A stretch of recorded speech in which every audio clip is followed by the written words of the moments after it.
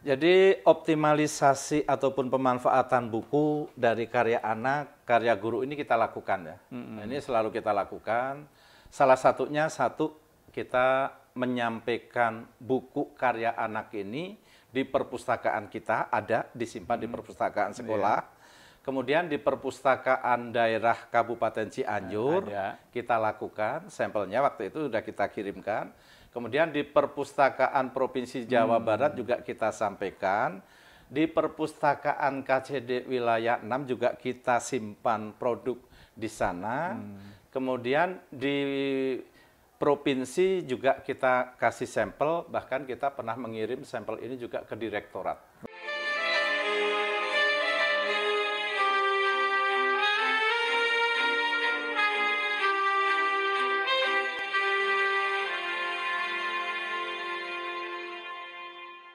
Pada saat ini, sahabat usia Mas ditemani oleh Bapak Kepala Sekolah SMA Negeri 1 Cianjur yang bernama Bapak Agam Supriyanta. Assalamualaikum warahmatullahi wabarakatuh.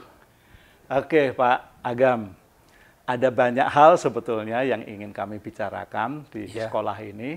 Tapi yang pertama, kami ingin bicara tentang literasi di sekolah ini. Dan saya melihat Bapak sendiri juga pengembang literasi di sekolah. Nah, apa saja Pak yang sudah dikembangkan atau mungkin dicetak dalam bentuk buku, Pak? Baik, terkait dengan kegiatan literasi yang dilaksanakan sekolah. Kalau kita membicarakan program literasi, ini pada prinsipnya adalah merupakan program nasional. Saat ini, saat kita mengimplementasikan kurikulum Merdeka, ada hal penting yang harus kita sikapi, di mana adanya satu kegiatan asesmen yang dilakukan kepada anak dan guru. Asesmen yang dilakukan ini salah satunya bersinggungan dengan satu kegiatan literasi. Sehingga penting bagi warga sekolah kita membicarakan literasi, bagaimana kita melakukan pengelolaan, perencanaan dari awal, kemudian aktivitas yang dilakukan oleh sekolah, sampai pada akhirnya mendapatkan satu produk yang ada di sekolah. Kemudian saat kita membicarakan literasi yang dilakukan oleh sekolah, ini literasi tidak hanya sebatas kegiatan membaca yang dilakukan di awal pembelajaran jam ke-0 oleh anak-anak dengan pendampingan Bapak dan Ibu guru, kemudian juga tidak hanya sekedar literasi dilakukan di perpustakaan, juga ada kegiatan literasi yang menjadi unggulan sekolah. Unggulan sekolah, sebentar Bapak. Tadi dimulai dari jam ke-0, maksudnya gimana ini Pak?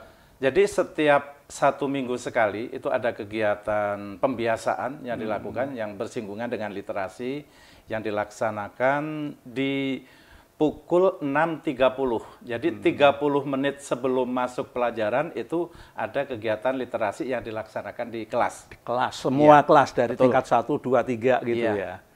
Oke Pak, terus Bapak. Kegiatan literasi pembiasaan ini barangkali yang dilakukan di kelas. Kemudian saat kita membicarakan kegiatan yang lain, barangkali ini kita membentuk tim literasi khusus yang mana sekolah mempunyai program khusus unggulan, yaitu dinamakan dengan GELIS ya, Gerakan Unggulan Literasi Sekolah. GELIS itu, Gerakan Unggulan Literasi Sekolah. Saat saya diberi tugas di SMA Negeri 1 Cianjur, 3 tahun yang lalu, itu ulang tahun sekolah, itu ulang tahun yang ke-62.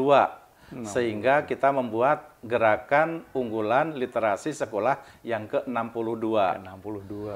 Kemudian teknis pelaksanaannya kita mengambil perwakilan dari siswa, juga perwakilan dari guru yang memiliki minat kemampuan untuk menulis. Ya. Rata-rata kita ambil per kelas itu ada yang 2, ada yang 3, kemudian juga melibatkan dari beberapa guru, itu kita kumpulkan, kita beri proses pendampingan mulai dari awal sampai akhir tentang teknis penulisan. Siapa yang melakukan pendampingan? Tim literasi. Tim literasi, sebentar Bapak. Tadi kan diambil dari murid. 2 sampai 3 per kelas. Padahal muridnya Bapak jumlahnya kelasnya sampai 30.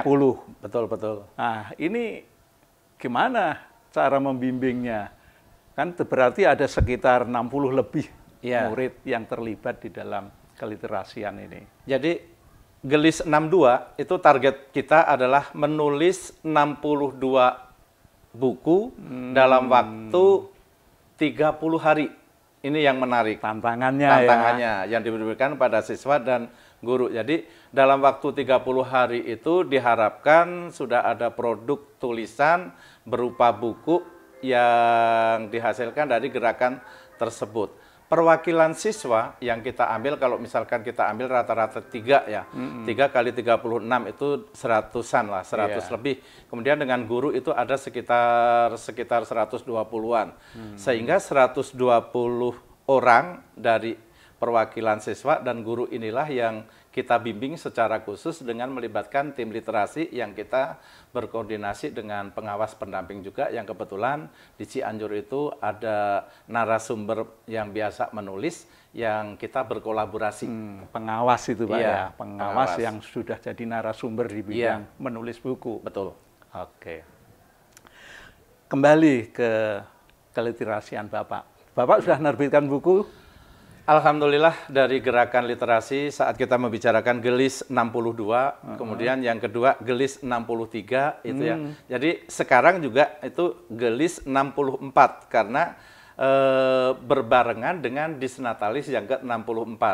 Di Gelis 61, di Gelis 62 saat kita membicarakan gerakan tersebut itu target kita adalah 62. Itu alhamdulillah itu terdapat buku. Memang tidak mencapai target, tapi ada sekitar 51 kalau nggak salah. Ada 51 buku yang dihasilkan dari proses tersebut. Salah satunya ini barangkali ini salah satu produk dari saya selaku penulis dalam pendampingan penulisan itu. Saya mengambil di sini membangun generasi milenial yang literat ya. Saat membicarakan generasi milenial yang ada di sekolah, kemudian di sini memiliki kemampuan literasi, ini adalah harapan kita. Ini dari gerakan tersebut saya menghasilkan sebuah buku. Barangkali produk-produk yang lain, saya ambil contoh misalkan dari guru ya, ada partisipasi guru, ini ada guru bahasa ini Bu Ati. Di sini ada produk yang dihasilkan juga. Kemudian ada Bu Sri Nurbaiti, ini juga dengan kumpulan puisinya juga ada. Kumpulan puisinya, ada antologi puisi gitu. Kemudian di sini juga ini ada masih sama, ini guru juga Bu Sri Nurbaiti. Kemudian di sini ada dari guru bahasa Indonesia juga, ini Bu Ayu. Ini juga catatan memori barangkali ya. Ini peserta dari guru. Kemudian ada guru sejarah ini, Bu Widya. Ini dengan tulisannya misalkan berulang pada titik yang sama. Kemudian ini ada dari Pak Arif, guru bahasa Sunda ini ya, Carita Pantun. Barangkali ini perwakilan produk-produk dari guru. Kalau dari siswa, ini lebih menarik lagi. Siswa itu bervariasi ya. Tulisannya ada yang novel, ada yang cerita pendek. Itu kita memberikan kebebasan kepada kemampuan siswa. Jadi kalau saya melihat apa yang ditunjukkan oleh Pak Agam tentang buku-buku yang dari produknya guru juga bervariasi ya Pak ya. Iya. Jadi mungkin sesuai dengan passionnya gitu. Iya, betul. Nah, kalau bukunya Bapak tadi yang membangun generasi untuk yang literat, gimana Pak kira-kira isinya Pak? Saat kita membicarakan generasi milenial yang literat, di sini saya sebetulnya kupasan saya sederhana ya, tidak bertele-tele, bahwa saat ini saat kita membicarakan generasi muda itu ada tantangan tersendiri yang harus dihadapi oleh semua pihak termasuk sektor pendidikan. Apa itu? Salah satunya adalah kemampuan literasi. Karena sejalan dengan program sekolah saat kita membicarakan kemampuan literasi sekarang yang menjadi konsen pemerintah untuk ditingkatkan, ini pentingnya.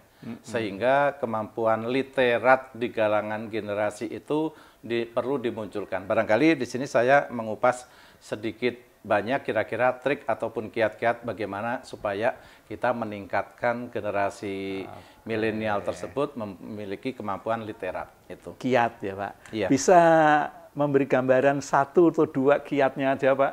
Iya. Saat kita membicarakan gambaran kiat untuk membangun generasi milenial yang literatnya, barangkali kalau kemampuan literasi menulis itu kan sebetulnya semua orang sudah memiliki dasar ya. Iya. Di situ dimulai dari pola pikir, mindsetnya. Saat kemampuan untuk mengungkapkan sesuatu sudah dimiliki oleh siswa, kemudian dikemas dengan sistematika tertentu, itu akan diperoleh hasil produk tulisan yang sebetulnya dalam keseharian itu masalah-masalah itu bisa diperoleh oleh anak. Barangkali ini fakta real di lapangan, masalah sering kita hadapi, penyelesaian sudah sering dilakukan, hanya mungkin sistematika penyelesaiannya itu kalau misalkan dikemas dengan gaya bahasa tertentu yang memenuhi kaidah-kaidah penulisan, barangkali itu akan lebih bermanfaat, Mas. Pak, karya Bapak ini juga diproduk, ditulis bareng-bareng dalam tantangan 30 hari tadi? Iya. Oke. Jadi karya saya termasuk karya guru ini juga karya siswa-siswa. Karya siswa-siswa itu ada kumpulan cerpennya, ada novelnya, ada tulisan-tulisan yang seputar pendidikan juga ada. Itu kita memberikan kebebasan sesuai dengan kemampuan anak-anak ini ya. Jadi kalau kita membicarakan karya-karya ini bagaimana prosesnya?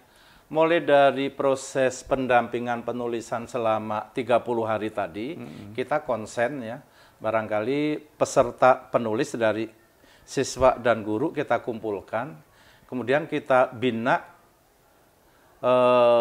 penulisannya itu secara khusus dengan narasumber yang kita datangkan, termasuk mungkin saya sendiri juga memberikan penguatan, itu dilakukan pendampingan. Kemudian juga secara online itu ya, yang menarik itu ada pendampingan secara online. Secara 24 jam itu kita lakukan. Itu juga dari narasumber tadi? Dari narasumber dan tim literasi yang literasi kita bentuk oleh sekolah. Dari sekolah sendiri Pak ya? Jadi selain pertemuan khusus di sekolah, itu juga ada pendampingan 24 jam itu melalui online. Itu luar biasa. Ya Pak. Bapak, kan ini begitu besar ya. Jumlahnya tadi mencapai 51 ya. 51. Dan semua ber-ISBN. Ya. Nah, ini kan artinya butuh pendanaan yang luar biasa. Bagaimana Bapak sumber-sumber dananya ini? Saat membicarakan sebuah program dilaksanakan, pasti konsekuensinya membutuhkan dana. Ini. Saat pertanyaannya dari mana sumber dananya itu, kita mensiasati dengan dana anggaran yang ada di sekolah. Salah satunya kita ambil dari dana BOS ataupun dari sumbangan masyarakat, khususnya dari komite. Saat kita membicarakan dana apa saja yang diperlukan, barangkali dana pendampingan saat kegiatan pelatihan, kemudian sampai misalkan pembuatan layout, kemudian sampai mengusulkan untuk ke ISBN-nya, sampai ke cetak, barangkali ini menarik ya. Tantangannya biasanya di biaya. Bagaimana biaya? Ya biaya kita siasati dengan menganggarkan dari BOS ataupun dari sumbangan yang mana kalau membicarakan berapa sih besarnya biaya? Barangkali besarnya biaya beda-beda ya. Saat kita membicarakan misalkan contoh sampel, ini buku yang tipis dengan buku yang tebal. Ini barangkali beda permasalahannya. Pasti. Yang ini mungkin saat dicetak dengan misalkan kuantitas buku sebanyak 10 eksemplar, mungkin ini cukup dengan nilai sekitar 30.000, tapi kalau ini mungkin dengan 10 eksemplar, pasti biayanya pasti di atas 50.000 mau pasti.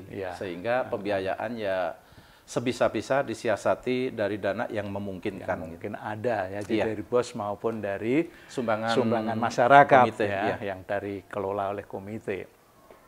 Bapak, ini adakah buku-buku ini yang sebarkan ke masyarakat luar, mungkin dengan cara dibeli atau cara disumbangkan ke perpustakaan, gitu gimana Pak? Jadi optimalisasi ataupun pemanfaatan buku dari karya anak, karya guru ini kita lakukan ya. Ini selalu kita lakukan. Salah satunya kita menyampaikan buku karya anak ini di perpustakaan kita, ada disimpan di perpustakaan sekolah. Kemudian di perpustakaan daerah Kabupaten Cianjur kita lakukan, sampelnya waktu itu sudah kita kirimkan. Kemudian di perpustakaan Provinsi Jawa Barat juga kita sampaikan. Di perpustakaan KCD wilayah 6 juga kita simpan produk di sana. Kemudian di provinsi juga kita kasih sampel, bahkan kita pernah mengirim sampel ini juga ke direktorat. Jadi buku-buku ini yang sudah ber-ISBN itu kita sampaikan kepada beberapa lembaga. Kemudian selain itu juga itu ada keleluasaan bagi anak ya. Sebagai kebanggaan anak mempunyai produk, anak juga bisa menjual. Bisa menjual ya. Tapi konsekuensinya kalau misalkan mau menjual dengan produk yang banyak, konsekuensinya mungkin ongkos cetak kembali kepada anak lagi. Ya. Luar biasa dong Pak. Alhamdulillah. Jadi anak-anak juga bisa memperoleh penghasilan ya. Iya. Oke, jadi kalau kita melihat ini, SMA 1 akan terus membuat literasi. Tadi yang 63. Ada tantangan juga Pak yang 63 ulang tahun? Sekarang ulang tahun ke-64. Oh 64. Insya Allah. Jadi tetap ya kita komit bahwa salah satu unggulan program sekolah adalah dalam hal literasi ini. Di ulang tahun yang ke-64 pun kita merencanakan menulis buku, cuman akan kita lakukan nanti di semester 2. Sekarang yang sedang berjalan itu adalah literasi di kelas, kemudian kegiatan bedah bukunya. Untuk pendampingan penulisannya, insya Allah akan kita lakukan itu di semester kedua, dan target kita ya 64 sejalan dengan kita sedang merayakan Disnatalis yang ke-64. Gitu. Bapak tadi nyinggung bedah buku. Adakah di antara buku-buku yang ditulis oleh guru, oleh siswa, itu juga dibedah di sekolah atau di tempat yang lain? Ini justru menarik ya. Kalau sebelum saya datang, misalkan ada kegiatan bedah buku menggunakan narasumber dari luar. Sekarang sejak ada produk buku karya siswa dan guru, ini yang menarik, guru-guru ataupun siswa yang memiliki karya ini berlaku sebagai narasumber. Dia melakukan proses bedah terhadap anak-anak, tapi dengan bukti nyata bahwa saya mempunyai produk ini dan itu dibahas secara bersama-sama dengan anak. Luar biasanya, ada satu guru itu yang tulisannya sampai 5 judul buku gitu ya. Ada yang 5, ada yang 3, ada yang 2, ini menarik ya. Jadi barangkali kemampuan yang dimiliki oleh guru ataupun anak ini ya harus difasilitasi. Kalau misalkan termasuk salah satunya bedah buku, kita sudah mempunyai narasumber. Termasuk anak pun dijadikan narasumber di kegiatan di luar itu ada dari produk juga. Ini. Ada. Misalnya kemana ini Pak? Dalam forum anak Kabupaten Cianjur itu juga termanfaatkan ya. Beberapa anak yang aktif dalam kegiatan menulis ini, dalam literasi itu dimanfaatkan dalam forum anak ataupun dalam hari anak. Hari peringatan Hari Anak pun ada anak kita yang terkadang dilibatkan. Jadi membedah bukunya sendiri di depan forum anak-anak di Cianjur dalam kegiatan forum ulang tahun Cianjur gitu. Oke, teman-teman, sahabat Usia Emas, pada saat ini luar biasa perbincangan dari Kepala Sekolah SMA Negeri 1 tentang buku-buku yang diterbitkan dalam satu periode bisa mencapai 51 buku. Ini luar biasa. Dan nanti pada tahun depan, semester 2 juga akan merencanakan penerbitan 64 buku yang sesuai dengan perayaan atau Dies Natalis yang ke-64 oleh SMA 1. Oke, sampai ketemu pada sesi yang lain. Siap, terima kasih. Selamat menggenggam dunia dengan literasi. Oke, terima kasih Pak Agam. Terima kasih.